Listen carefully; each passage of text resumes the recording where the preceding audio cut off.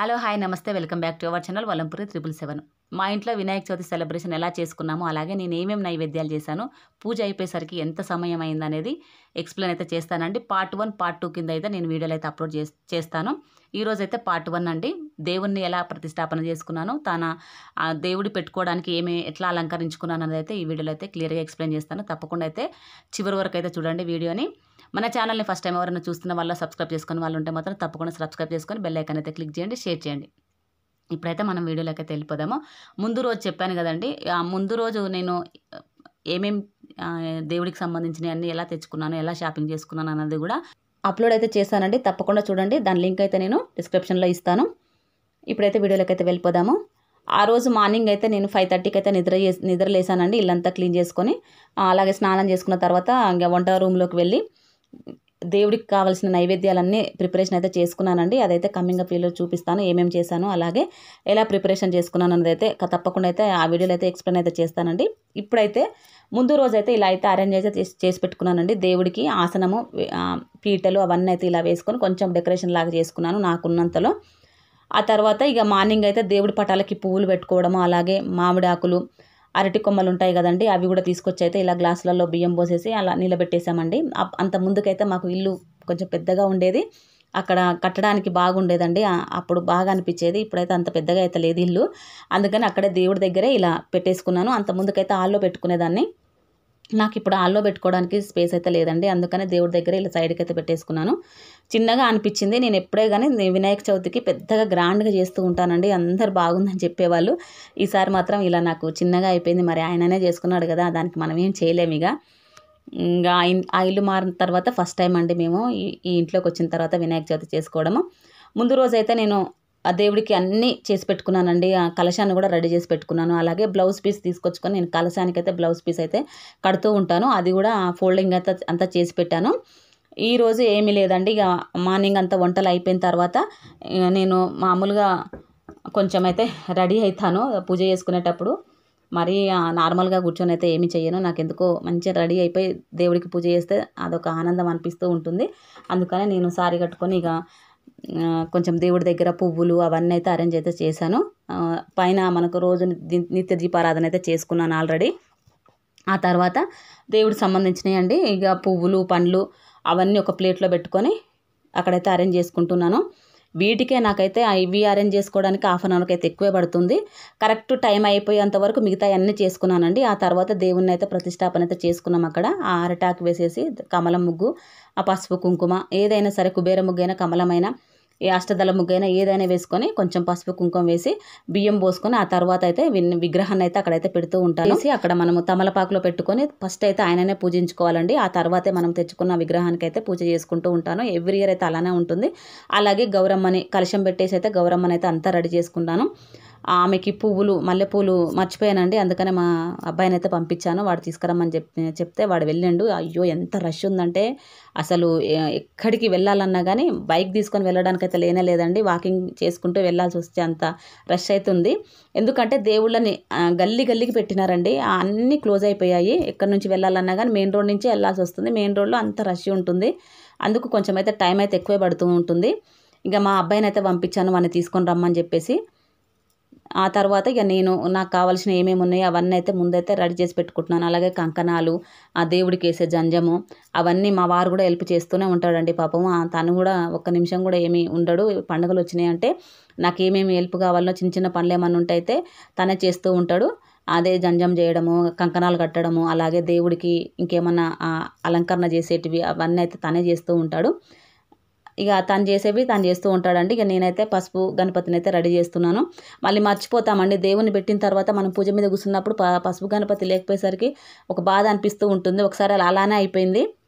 కూర్చున్న తర్వాత మంత్రాలు చదివేటప్పుడు పసుపు గణపతికి అక్షంతలు, పువ్వులు అవన్నీ వేసేటప్పుడు పసుపు గణపతి లేడు. అది బాధ అనిపించింది. ఒకసారి అప్పటికప్పుడు చేసి మళ్ళీ పెట్టాను. అందుకనే ముందే నేనైతే పసుపు గణపతిని చేసి అక్కడ పెడుతూ ఉంటాను. కొందరైతే పసుపు గౌరమ్మను కూడా చేసి పెడుతూ ఉంటారు. ఎందుకంటే నేను ఆల్రెడీ కలశం పెడుతున్నాను కదా, అందుకని గౌరమ్మను అయితే ఏం చేయను. పసుపు గణపతికి ఫస్ట్ చేసి తమలపాకులో పెట్టి అక్కడ ఆయనకు పసుపు కుంకుమ గంధము అలాగే అక్షంతలు వేసి నమస్కారం చేసుకున్న తర్వాతనే మనం పూజ అయితే ప్రారంభించుకోవాలి. అలానే చేస్తాను ఎవ్రీ ఇయర్ అయితే. ఇంక గణపయ్యని అయితే తీసుకొచ్చినాము. కరెక్ట్ ఆయన ఏ టైంకి అయితే కూర్చోబెట్టుకోవాలో అలా ఆ టైంకే మేము కరెక్ట్ టైంకి అయితే ఆ టైం వరకల్లా అన్నీ ఫినిష్ చేసుకున్నామండి మిగతా పనులు. ఆయనను తీసుకొచ్చి అయితే అక్కడైతే కూర్చోబెట్టాము. చెప్పాను కదా కిందంగా మనము పచ్చటాకులో కూర్చోబెట్టుకోవాలి ఎప్పుడే కానీ. కొందరైతే పాలవెల్లి కూడా వేస్తూ ఉంటారండి. పాలవెల్లి వేసేదైతే నాకైతే ఏమీ అలవాటైతే లేదు. కొందరికి ఉంటుంది, ఆచారం ఉంటుందండి అది.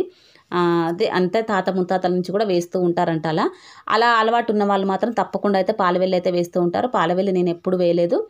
మా ఇంటి దగ్గర కూడా అమ్మ వాళ్ళ ఇంట్లో మా అమ్మ అయితే ఇంట్లో అయితే వినాయకుడిని అయితే ఎప్పుడు పెట్టుకోలేదండి. మా అత్త కూడా ఎప్పుడు పెట్టుకోలేదు. కాకపోతే అక్కడ గల్లీలలో అంటే వాడకట్టు ఉంటుంది కదా, అక్కడ దేవుణ్ణి అయితే పెట్టేవాళ్ళము. మా ఇంట్లోనే తీసుకొచ్చి పెద్ద విగ్రహాన్ని తీసుకొచ్చి ఇంట్లో పెట్టి నెక్స్ట్ డే పూజ అయ్యేటప్పుడు తీసుకొని వెళ్ళేవాళ్ళు.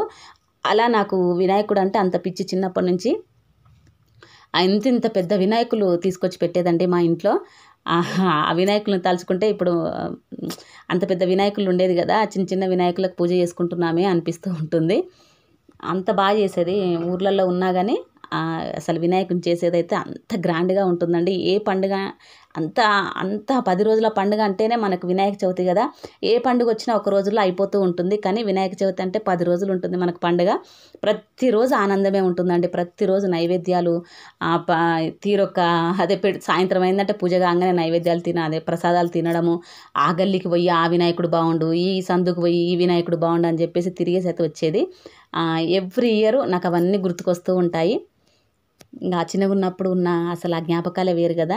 మంచి ఆనందంగా ఉండేది, ఏ బాధ్యత లేకుండా. ఏవో చేసేంతవరకు అయితే పనులు అయితే చేసుకునేది. ఆ తర్వాత అయితే ఆరాంగా ప్రసాదాలు తినడము, చూసుకొని రావడము, ఎంజాయ్ చేయడము అలా ఉండేదండి చిన్నప్పుడు.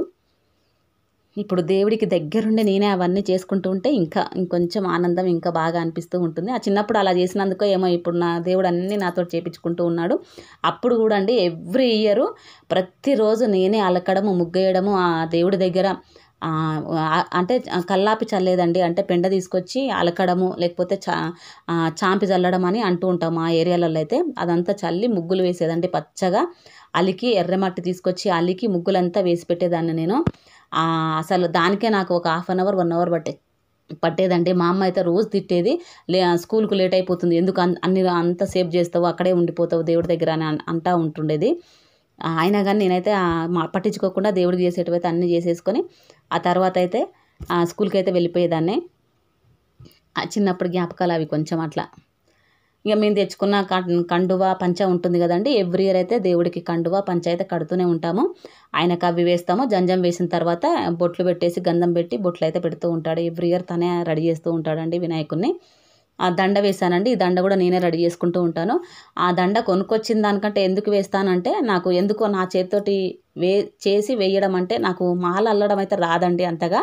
ఇలా రెడీ చేయడం అయితే వస్తూ ఉంటుంది. అందుకని వచ్చిన దాన్ని నేను ఎందుకు వేయొద్దని చెప్పేసి అయితే నా చేతితోటి నేను అల్లి వేస్తే బాగుంటుందని ఇలానే చేసుకుంటూ ఉంటాను. ఎందుకో దేవుడికి అలా చేసిన దండ వేస్తేనే మంచిగా అనిపిస్తూ ఉంటుంది. మా ఆయనేమో నేను తీసుకొస్తానులే, వద్దు నువ్వేం చేయకు, అది ఎక్కువ ప్రాసెస్ కదా, టైం పడుతుంది అని అంటూ ఉంటాడు. కానీ నేను ఎప్పుడు ఆ అమ్మవారికైనా అలానే నాకు ఇంట్లో దేవుణ్ణి పెట్టుకున్న ఇలానే చేసుకుంటూ ఉంటానండి. నా చేతులతోటి అది చేసి నాకు వేస్తేనే ఏదో మనసు తృప్తిగా అనిపిస్తూ ఉంటుంది. ఆ చామంతి పూలన్నీ నీట్గా ఏరుకొని ఆ తర్వాత అయితే ఈ మాల అయితే రెడీ చేసుకుంటాను. ఆ మాల రెడీ చేసుకుంటాను కూడా ఒక 1/2 అవర్ అయితే పడుతూ ఉంటుందండి. దానికి కూడా కొంచెము టైం కేటాయించే చేయాల్సిందే. అలా చేసిన దండనే నేను ఎప్పుడు వినాయకునికే కానీ అమ్మవారికే కానీ అవే దండలు అయితే వేస్తూ ఉంటాను. అదే గిరి ఉంది కదా మా ఫ్రెండ్, ఎందుకే అంత కష్టపడతావు, కొనుక్కొస్తే అయిపోతుంది కదా, ఒక 500 పెడితే వస్తుంది కదా దండ అంటూ ఉంటుంది. నాకు 500 ముఖ్యం కాదండి. 500 మా ఆయన తెమ్మంటే తెస్తూనే ఉంటాడు పాపం. తను వెనకకి పోనేవాడు దేవుడికి పెట్టాలంటే. కాకపోతే ఎందుకో నాకు నేనే అల్లి వేయాలనిపిస్తూ ఉంటుంది. ఇంతలో మా కన్నమ్మ వచ్చింది. మమ్మీ నాకు బొట్టు పెట్టు అని అడుగుతా ఉంది. ఇక తను పండుగ వచ్చిందంటే నీట్గా బొట్లు అయితే పెట్టించుకుంటూ ఉంటుంది. మిగతా టైంలో అయితే బొట్టు వద్దు బోనం వద్దు అన్నట్టుగానే ఉంటుందండి. తనకి అంతగా ఏమి ఇష్టం ఉండదు. చిన్న స్టిక్కర్ ఒకటి పెట్టుకుంటుంది అంతే. ఇంకా పండుగ రోజు మాత్రం నీట్గా అయితే పెట్టమని చెప్తూ ఉంటుంది. తనకి గంధము కుంకుమ అయితే పెట్టాను. ఆ తర్వాత తను అక్కడే కూర్చొని డెకరేషన్ గిట్ల అయితే అంత బాగా చేస్తుందండి చేయమంటే. కాకపోతే నేను ముందు రోజే చేసేసుకున్నాను కదా, ఇంకా ఆమె చేయడానికైతే ఏమీ లేవు. పూజ కోసం అక్కడ కూర్చొని ఉంది. వాళ్ళ డాడీకి అయితే కంకణాలు కడతా ఉంది. అప్పుడు హెల్ప్ చేస్తూ ఉంది. ఆకు ఉంటుంది కదా, దాన్ని ఫోల్డింగ్ చేసి అయితే ఇస్తూ ఉంటూ ఉంది అక్కడ కూర్చొని. ఇక మా కన్నయ్య అయితే ఇంకా రాలేదు. తను ఏదో చెప్పాను కదండి పూల కోసం పంపించానండి. ఇక తను వచ్చిన తర్వాత అయితే ఇంక తనకు కూడా కంకణం కట్టుకొని ఇక పూజ మీద అయితే కూర్చుంటామండి. ఫస్ట్ అయితే దేవుడికి కడతాము కంకణము, ఆ జంజం అదంతా వేసిన తర్వాత దీపారాధన చేసుకొని మేము కంకణాలు కట్టుకొని ఇక పూజ మీద అయితే కూర్చుంటానండి. ఎవ్రీ ఇయర్ అయితే ఇలానే చేసుకుంటూ ఉంటాము. కొంచెం అయితే ప్రాసెస్ అయితే ఎక్కువనే ఉంటుందండి ఈ పండుగకి. గణపతి పండుగ అంటేనే 3 రోజుల నుంచి అయితే క్లీనింగు అదంతా ఎవ్రీ ఇయర్ అయితే ఇలానే జరుగుతూ ఉంటుందండి. ఈ ఇయర్ అయితే నేను అంతగా అంత గ్రాండ్గా అయితే అంటూ ఏమీ లేదు. ఎందుకంటే చెప్పాను కదా పెద్దింట్లో ఉన్నప్పుడు కొంచెం ఎక్కువగా అనిపించేది, అంత గ్రాండ్గా చేసుకునేదాన్ని. ఈసారి అయితే అంత అనిపించలేదు. ఇంకా తర్వాత అయితే ఇంకేమి లేదండి. దేవుడి కోసం అయితే ప్రసాదాలనే చేశాను, అక్కడే పెట్టానండి. గిన్నెలలోనే ఉన్నాయి, ఇక డైరెక్ట్ అలానే పెడదాం అనుకుంటున్నాను ఈసారి, ఇక ప్లేట్లలో కాకుండా. ఇక మా వారైతే కంకణాలు కట్టిండు, ఆ కంకణాలు కట్టుకుని అయితే పూజకైతే కూర్చుంటాము. నెక్స్ట్ వీడియోలో అయితే అంతా ఉంటుందండి, తప్పకుండా చూడండి. వీడియో నచ్చితే లైక్ చేయండి.